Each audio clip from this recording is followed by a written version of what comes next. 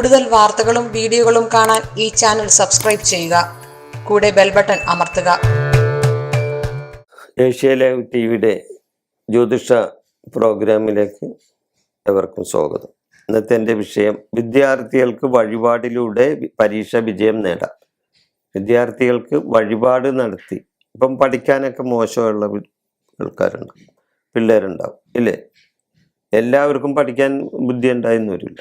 ഇപ്പം ചില ആൾക്കാർക്ക് ഇത്തിരി ബുദ്ധി കുറവായിരിക്കും.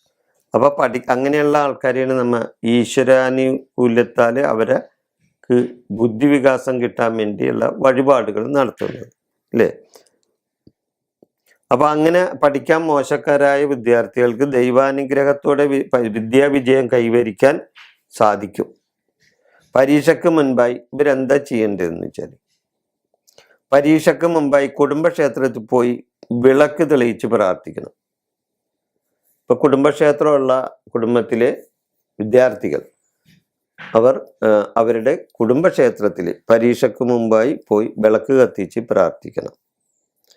പരീക്ഷയുടെ തലേ ദിവസം ഒരു ക്ഷേത്ര ദർശനം നടത്തുകയും വിളക്ക്, മാല, പായസം, പുഷ്പാഞ്ജലി എന്നിവ നടത്തി പ്രാർത്ഥിക്കുകയും വേണം. അതായത് ഒരു വീടിൻ്റെ പരിസരത്തുള്ള ദേശദേവതയുണ്ട്, ആ ദേശദേവതയെ പോയി വണങ്ങണം. ആ ദേശദേവതയ്ക്ക് വേണ്ട വഴിപാട് നടത്തണം. അതിന് വിളക്ക് വെക്കണം, പായസം കൊടുക്കണം, മാല ചാർത്തണം, പുഷ്പാഞ്ജലി ചെയ്യുക. ഇതെല്ലാം ചെയ്താൽ ആ ദേശദേവതക്ക് പരീക്ഷയ്ക്ക് മുമ്പ് പോയി ചെയ്താൽ ആ ദേശദേവതയുടെ അനുഗ്രഹം ഉണ്ടാവും. പരീക്ഷയുടെ ആദ്യ ദിവസം തന്നെ അടുത്തുള്ള ക്ഷേത്രത്തിൽ പോയി ഗണപതി ഹോമം നടത്തുകയും പ്രസാദം വാങ്ങി ചാർത്തുകയും ചെയ്യണം. പരീക്ഷയുടെ ആദ്യ ദിവസം, അപ്പോൾ പരീക്ഷ തുടങ്ങുന്ന സമയത്ത് തന്നെ ആദ്യത്തെ ദിവസം തന്നെ ഗണപതി ക്ഷേത്രത്തിൽ പോയി വഴിപാട് നടത്തി പ്രാർത്ഥിച്ച് അവിടെ ആ പ്രസാദം വാങ്ങി കഴിക്കുകയും വേണം. ദക്ഷിണാമൂർത്തി ഭാവമുള്ള ശിവക്ഷേത്രത്തിൽ പരീക്ഷ കഴിയുന്നത് വരെ ദിവസവും നെയ്വിളക്ക് കത്തിച്ച് തെളിയിക്കാം. ദക്ഷിണാമൂർത്തി ഭാവമുള്ള ശിവക്ഷേത്രങ്ങളിൽ പരീക്ഷ കഴിയുന്നതുവരെ ദിവസവും നെയ്വിളക്ക് തെളിയിക്കുക. അത് നല്ല കാര്യമാണ് പരീക്ഷാ വിജയത്തിന്. പിന്നെ പരീക്ഷയുടെ കാലയളവിൽ അടുത്തുള്ള സുബ്രഹ്മണ്യ ക്ഷേത്രങ്ങളിൽ പഞ്ചാമൃതാഭിഷേകം, ഭസ്മാഭിഷേകം, പാലഭിഷേകം, പുഷ്പാഞ്ജലികൾ എന്നിവ നടത്തുന്നത് നല്ലതാണ്.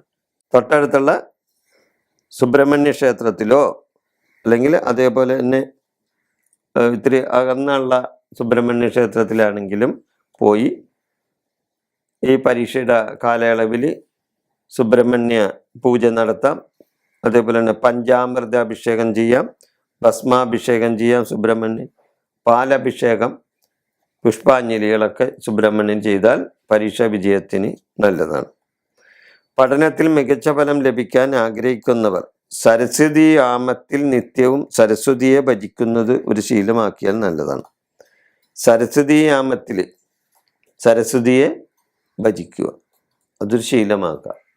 അങ്ങനെയൊക്കെ ചെയ്താൽ വിദ്യാർത്ഥികൾക്ക് ഉന്നതമായ പരീക്ഷാ വിജയം കരസ്ഥമാക്കാൻ സാധിക്കും. ഈ വിഷയം ഞാനിവിടെ അവസാനിപ്പിക്കുന്നു. നന്ദി, നമസ്കാരം.